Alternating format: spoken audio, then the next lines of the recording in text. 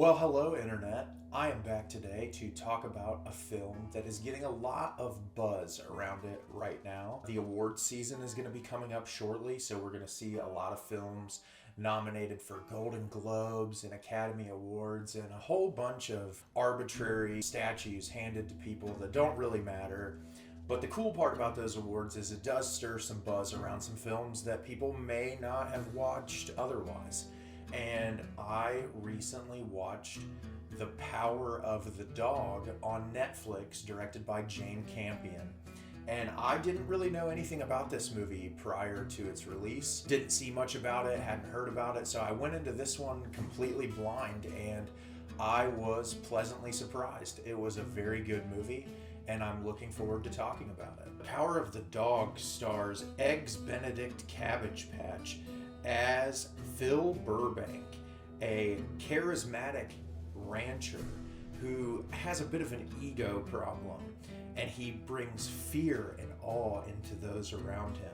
When his brother, played by not Philip Seymour Hoffman, George, starts to take a fondness for Rose, played by Kirsten Dunst, who has a young son, Kodi Smit-McPhee, Peter, he starts to get a little irritated by the fact that his brother is paying more attention to Kirsten Dunst than him. And this film explores power dynamics, relationships, sexuality, and all sorts of things around that subject matter. So yeah, this film is incredibly complex. There's a lot going on underneath the surface. It's presented in a really interesting way, and it's a really fantastic piece of cinema. It's not my favorite film of the year, but it is a really well-made, incredibly well-crafted piece of filmmaking, and it deserves a lot of the recognition that it's getting. So the first thing I want to talk about is the performances. I made a joke when I was reading the synopsis of the film. I'm not the biggest Benedict Cumberbatch fan. I don't have a problem with him. He's not my favorite actor. I do think that he's very talented, and this movie really showcases that talent. He does an American accent, which I think is far better than what he did in Doctor Strange, which sometimes can be laughable, but his character is really fascinating in that there's this layered element to his personality, and he's very rude and abrasive and aggressive, and he's awful towards Kodi Smit-McPhee's character, who is, from what we can piece together as a viewer, that he's more than likely gay. And throughout the film, he's very rude and awful and terrible towards him, and the people around him work on the ranch with him as well, make horrible remarks towards him. But once you start to get a little deeper into understanding Benedict Cumberbatch's life and where he comes from, it unravels some multifaceted elements of his personality that I think truly develop his character into something special, and he's not likable. There's moments where you have little bits of time that you do appreciate his character, but for the most part you hate him through the movie. The worst part about his character is his mistreatment towards Kirsten Dunst, and he is just terrible towards Kirsten Dunst, treats her horribly for absolutely no reason. And Kirsten Dunst gives a phenomenal performance in this film. She's been through horrible trauma and she's dealt with a lot. Was working at this restaurant where her and her son would take care of these people in this small town, and Jesse Plemons comes in and is completely infatuated with her, and she has to change up her entire life. And Jesse Plemons also gives a phenomenal performance. He is one of my favorite actors right now. I think that he is so incredibly talented. I made that Philip Seymour Hoffman joke, but he really is incredible. And every movie I've seen him in recently, he's just floored me, and he's fantastic in this film. And what's interesting is this dynamic between these two brothers. Jesse Plemons' character is very prim and proper and presents himself in the community as this person of stature. Benedict Cumberbatch's character is very dirty and grimy and works on the ranch all day long, doesn't like to clean up. It doesn't mean that he's not intelligent, but he just doesn't present himself the same way. And so he has this expectation for Kirsten Dunst's character once they get married, and Benedict Cumberbatch treats her horribly and just beats her down to the point where she starts turning to alcohol. She doesn't really drink in her life, and she starts getting so bad she can hardly walk. The best part of this movie is in the performances. Kodi Smit-McPhee is also really great.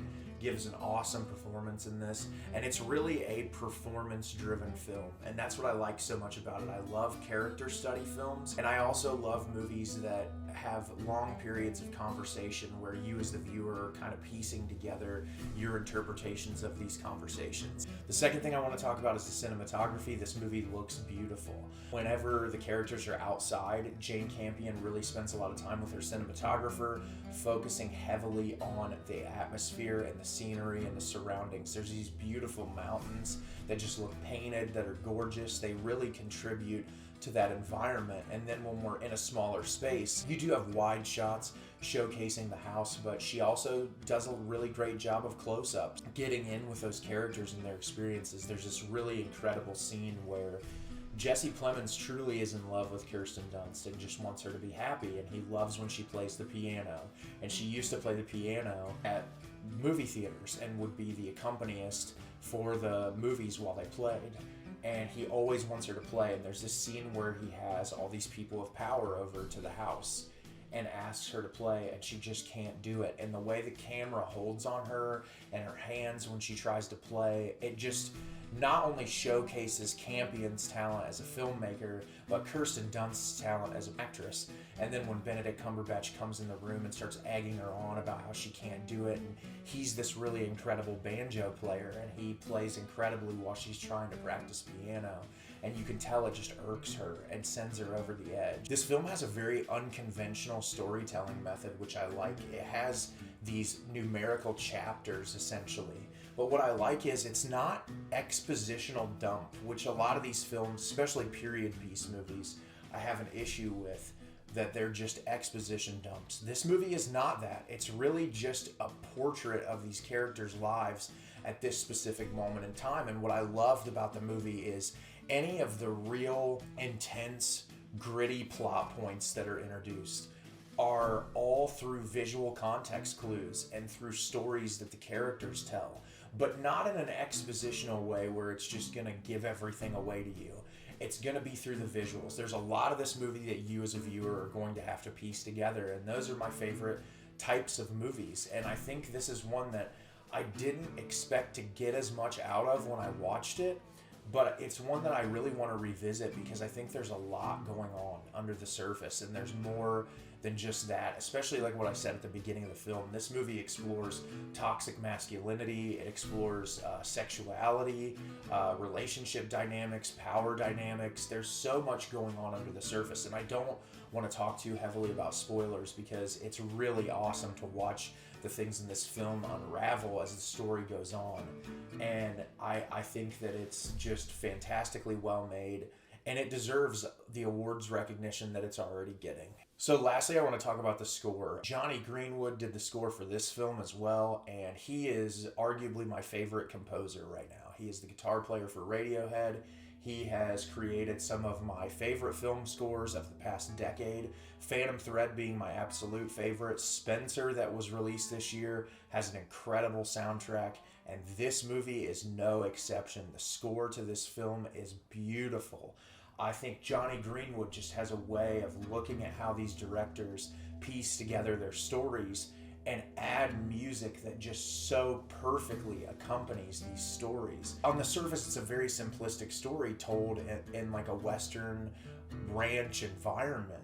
But the thing is, there's moments in this where the score makes it feel like a horror film, and it's justified.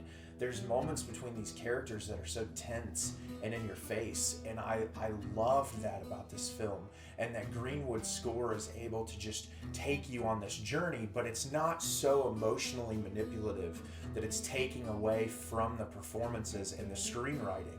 And that's what's amazing about this movie, is that it's a perfect balance of performance, cinematography, sound design, and soundtrack that just make an incredible film viewing experience. And I'm looking forward to see what kind of awards this wins for not only the Golden Globes, but for the Academy Awards, because it is phenomenal and it's one of the better movies made this year. So yeah, that's my thoughts on The Power of the Dog. I would highly recommend checking it out. It's streaming on Netflix right now. Runtime's a little over 2 hours, but it goes by like that. It's so quick because of the performances and the soundtrack. It just takes you along for this ride that honestly felt like reading a great work of literature. And I'm really glad that I got to watch it. So have you seen The Power of the Dog yet? Did you love it? Did you hate it? Leave me a comment down below and let me know what you thought. I thought this is one of the better films of the year. It's definitely going to make my top 10 list, guaranteed. Whenever that comes out, I've got a lot of films I still want to see this year on that list. I want to see Licorice Pizza, Red Rocket. I still haven't seen The French Dispatch. I want to see Spider-Man No Way Home. There's a lot of films that I want to watch before I make that end of the year list. So it could come out beginning of January, but I am looking forward to making that for you guys. As always, if you could like the video and subscribe to the channel, it helps me out a lot. Lets me know the type of content that you as a viewer are looking for, and I'm enjoying making this material for you. As always, Internet, thanks so much for watching and have a great rest of your day.